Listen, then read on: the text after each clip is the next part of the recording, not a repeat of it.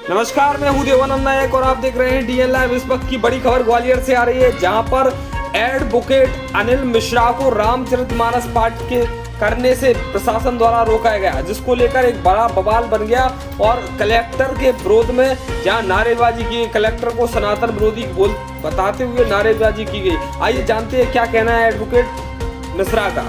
लगता है कि मेरे को पुलिस प्रशासन और एडमिनिस्ट्रेशन आतंकवादी या गुंडा मान के चल रहा है, जबकि मैं एक अभिभाषक हूँ। ऐसा कृत्य, गुंडागिरी का आपराधिक कृत्य मैं करता नहीं हूँ, न मैंने किए हैं। मेरी व्यथा ये है और वो सभी सनातनियों की व्यथा है जो सनातन को मानते हैं। सभी की व्यथा है कि मैंने पुलिस प्रशासन को पहले भी निवेदन किया, डीएम को भी किया कि एक छोटा सा रामचरितमानस का पाठ होना है, उसको नहीं करने दे रहे। जिस मंदिर पे जो मेरे मकान के बगल में, निवास के बगल में, उस पर मैं नित्य जाता हूँ, मेरा परिवार जाता है, उस मंदिर में ताला लगवा दिया, उसमें प्रवेश वर्जित कर दिया, रामचरितमानस का पाठ नहीं करने दिया, टेंट वाले को लौटा दिया, मंडली को लौटा दिया, पंडित को लौटा दिया।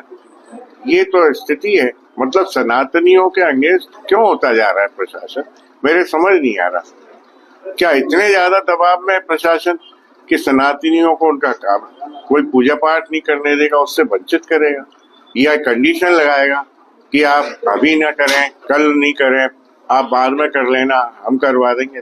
This is not the solution of problem. हमने तो पिछले 7 दिन से कह रहे हैं होगा, लेकिन वो रोक रहे हैं। अब हमारा सोचिए कि हम अपने घर के सामने, ऑफिस के सामने रोड पर फर्श डाल के बैठेंगे सभी और रामचरितमानस का पाठ करेंगे और बुलाते हैं। कोई पंडित अगर तैयार हो रहा है, कोई उनसे डर ना रहो, वो पंडित को बुला लेते हैं। मेरे तरफ से या मेरे साथियों या सभी सनातनियों की तरफ से कोई तनाव की स्थिति नहीं है। तनाव और आह्वान और गुंडागिर्दी की बात उन लोगों ने की थी, मैंने तब भी कोई जवाब नहीं दिया।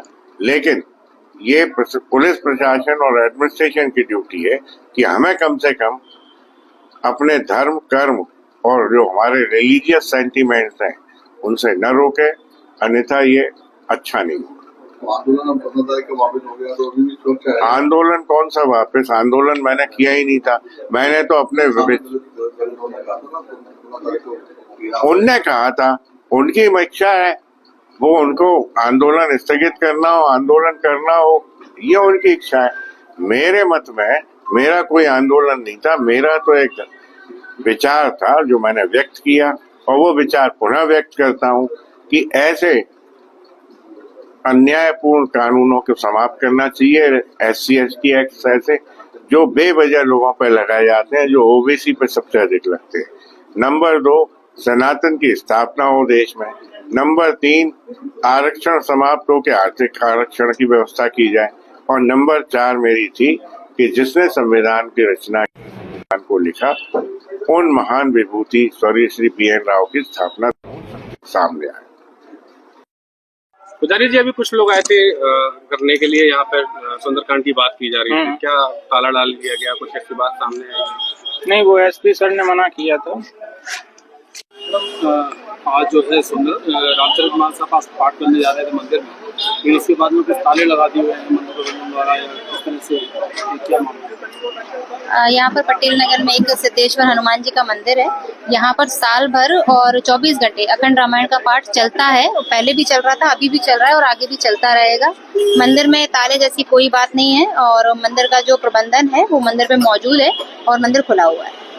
वहीं जो अनिल मिश्रा है, जिनके द्वारा ये रामचरितमानस पाठ किया जा रहा है, उनके द्वारा जो है बोला गया है कि वो मंदिर में नहीं करने दे रहे, तो हम सड़क पर करेंगे। मंदिर प्रबंधन ने ये बताया है कि ये पाठ जो है ये अनिल मिश्रा जी के द्वारा नहीं किया जा रहा है। ना उन्होंने कभी मंदिर में कोई चंदा दिया है और ना ही मंदिर प्रबंधन को उनके जो बता रहे हैं रामचरितमानस ऐसी कोई जानकारी है। ये जो पाठ है ये मंदिर की समिति में 150 लोग हैं, आसपास के रहवासी हैं, जिनके चंदे से, जिनके सहयोग से ये पाठ होता है। और इसमें अनिल मिश्रा जी का क्या कार्यक्रम है, इस विषय में मंदिर प्रबंधन को कोई जानकारी नहीं थी और उन दोनों की ही आपस में बात हुई। पुलिस प्रशासन से परमिशन मांगी गई थी?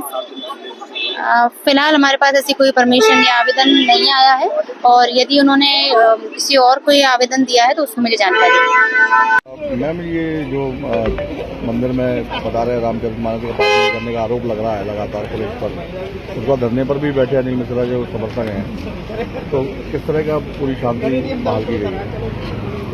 देखिए अभी पटेल नगर पर एक सिद्धेश्वर हनुमान जी का बहुत बड़ा प्राचीन मंदिर है और किसी भी तरह का कोई आरोप इसमें पुलिस या प्रशासन पर नहीं है। मंदिर में अखंड रामायण का पाठ होता है और वो साल भर होता है, 24 घंटे वहाँ पर पाठ होता रहता है और ये मंदिर समिति आयोजित कराती है और मंदिर समिति ही इसको मैनेज करती है। यदि कोई व्यक्ति इसमें पाठ करा सकता है या नहीं करा सकता, ये मंदिर समिति का निर्णय है, क्योंकि उनके यहाँ पहले से ही पाठ चल रहा है। तो आगे नया पाठ प्रारंभ करने के लिए उनसे जिनको जो भी कराना चाहते हैं उनको मंदिर समिति से बात करना चाहिए। मतलब विवाद की भी स्थिति बनी, मंदिर के गेट तक भी आए कुछ लोग, नारे भी लगाए, आपने रोका भी?